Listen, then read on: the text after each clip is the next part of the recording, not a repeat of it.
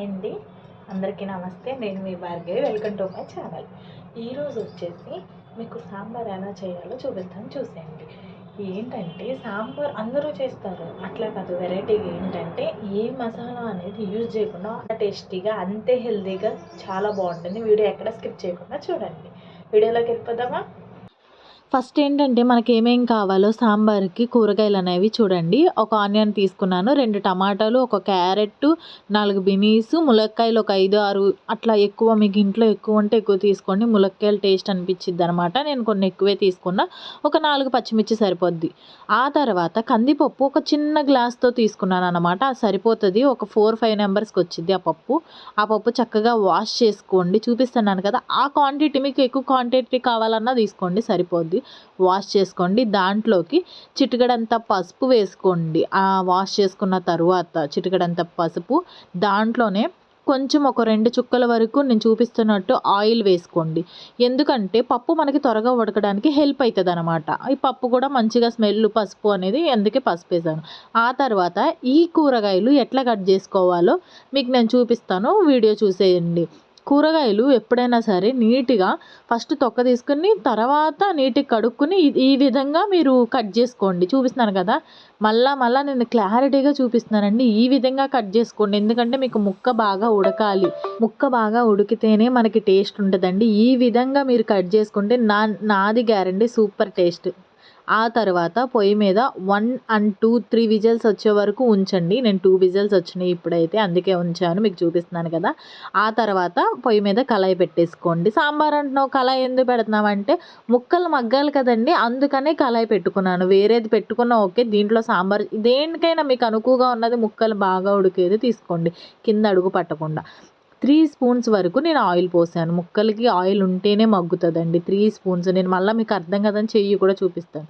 ఆ తర్వాత చింతపండు నానబెట్టుకోండి. చూస్తున్నారుగా క్వాంటిటీ. నేను 1 కప్పు కందిపప్పుకి ఒక చిన్న గుప్పెడు, ఒక 50 గ్రాముల చింతపండు నానబెట్టుకున్నా. ఆ తర్వాత కళాయిలోకి మనం ఇప్పుడు తాలింపు అనమాట, తాలింపు వేసుకోవాలి. ఆవాలు, మీకు న్యాచురల్గా తాలింపు గింజలు ఉంటాయి కదా, ఆవాలు, జీలకర్ర, నేనైతే వెల్లుల్లిపాయలు కంపల్సరీ వేసుకోవాలండి. ఎంత ఎక్కువ వేసుకుంటే అంత మంచి. తర్వాత ఒక 2 ఎండుమిర్చి, కరివేపాకు వేసుకోండి. తాలింపు అనమాట. కొంతమంది పెసరపప్పు అంటే పచ్చిశనగపప్పు, మినప్పప్పు ఇవి వేసుకుంటారు. నేను అనమాట దీనికి ఈ తాలింపు వేసుకుని ఆ తర్వాత పచ్చిమిర్చి, ములక్కాయ ముక్కలు ముందే వేసుకోవాలి. ఎందుకంటే ములక్కాయ ముక్క కొంచెం గట్టిగా ఉంటుంది, అది మగ్గాలి కదండి. మగ్గదు, ఆ నూనెలోనే మగ్గితేనే అదొక ఫ్లేవర్ వచ్చింది. అందుకే పచ్చిమిర్చి, ములక్కాయ ముక్కలు నేను ముందు వేసేసుకుని ఆయిల్ మొత్తం కలిసేలాగా దాంట్లో వేసుకున్నాను. ఆ తర్వాత క్యారెట్ కూడా కొంచెం బాగా ఉడకాలండి మనకి నూనెలో, అందుకని క్యారెట్ ముక్క కూడా వేసుకున్నాను.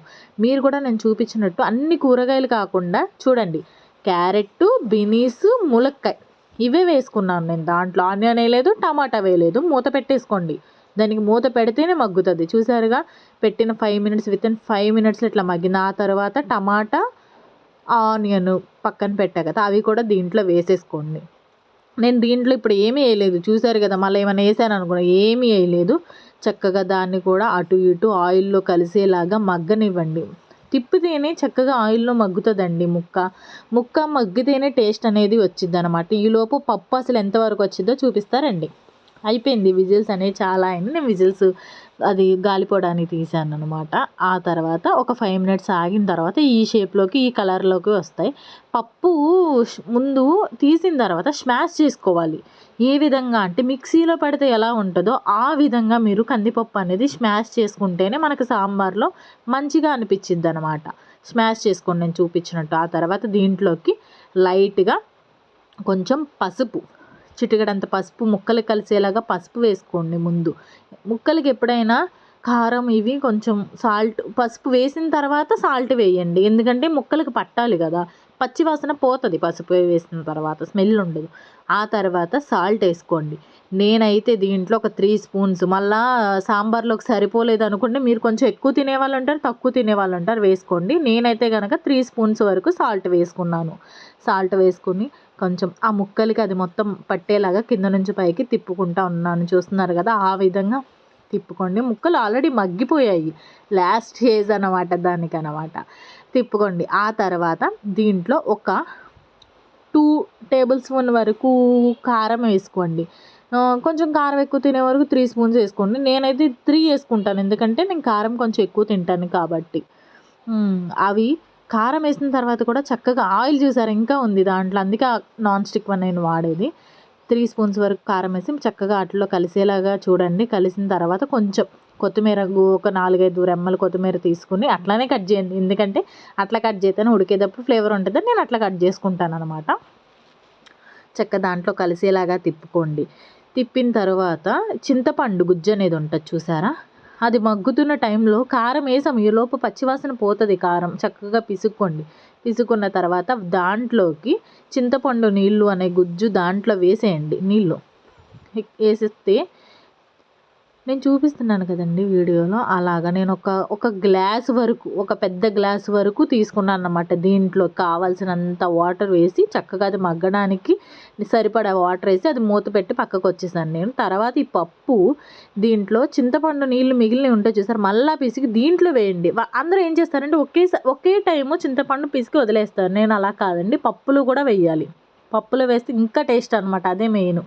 పప్పులో కూడా వేసిన తర్వాత ఆ పప్పు నీళ్ళు ఇది కొంచెం చూస్తున్నారు కదా, ఆ విధంగా ముక్కలకి గుజ్జంతా పులుసు పట్టి అబ్బా గుమ్మ వాసన అండి. అప్పటికే చూసారు కదా, ఆ కందిపప్పు నీళ్ళు అట్లా దాంట్లో వేసేసారు అనుకోండి, అంతే. ఇంకొకసారి కింద మీద మొత్తం కలిపి తిప్పండి, ముక్కలకి కలిసేలా కింద నుంచి పైకి చక్కగా తిప్పుతూ ఉన్నారంటే ముక్కలు కలిసిద్ది. చూపిస్తున్నాను చూడండి, ములక్కాయ ముక్క, క్యారెట్ ముక్క అసలు ఏ విధంగా ఉడికిందో.